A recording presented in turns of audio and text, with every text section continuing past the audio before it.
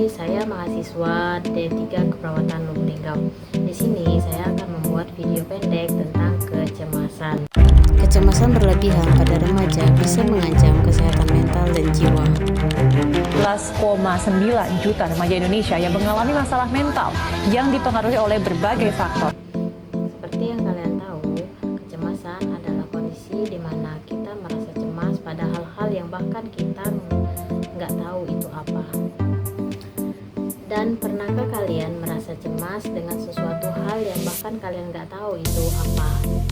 Kalau kalian pernah merasakannya, seperti nafas terasa pendek, jantung berdebar kencang, dan pikiran lari entah kemana, bahkan kita nggak tahu itu arahnya kemana. Kalau kamu pernah merasakannya, kamu tidak sendiri, karena itu adalah sebuah kondisi kecemasan yang kita alami dan juga orang lain bisa alami. Kecemasan bukanlah tanda bahwa kamu itu tidak kuat, tapi kecemasan itu adalah kondisi di mana fisik kita atau pikiran kita mengendalikan kita yang bahkan kita sendiri tidak bisa mengontrolnya. Secara biologis, kecemasan itu adalah hal yang alami. Otak kita punya alasan untuk memiliki rasa yang cemas. Kecemasan juga disebut yaitu right or feeling.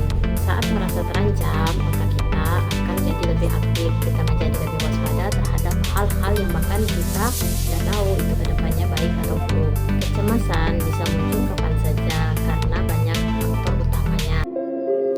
Antara lain yaitu faktor yang terlalu sering overthinking terhadap hal-hal yang belum tentu terjadi di masa depan dan masa sekarang. Apalagi soal tugas yang sudah menumpuk, di deadline-nya yang sudah ditagih, soal sekolah, pikiran yang merasa soal masa depan itu kacau. Kecemasan tidak bisa dikalahkan, tapi kecemasan bisa dikendalikan oleh diri kita sendiri. Dan setiap hari kamu bisa mengendalikan diri kamu sendiri sedikit demi sedikit, perlahan demi perlahan. Dan ingat, kamu bukan sendiri yang mengalami hal seperti ini. Banyak orang lain juga merasakan dan mengalami hal yang kamu rasakan seperti cemas tadi. Mungkin hari terasa berat bagi kita yang menderita atau merasakan cemas, tapi kita perlahan-lahan bisa melatih diri kita seperti tarik nafas, rileks, dan coba berdamai dengan isi pikiran kita sendiri agar kita tidak terulang lagi yang namanya cemas tiba-tiba. Kecemasan bukan akhir dari segalanya, jadi kita harus semangat dan terus berjuang untuk masa depan. Semangat! Sekian video pendek tentang kecemasan dari saya. Saya akhiri. Wassalamualaikum warahmatullahi wabarakatuh.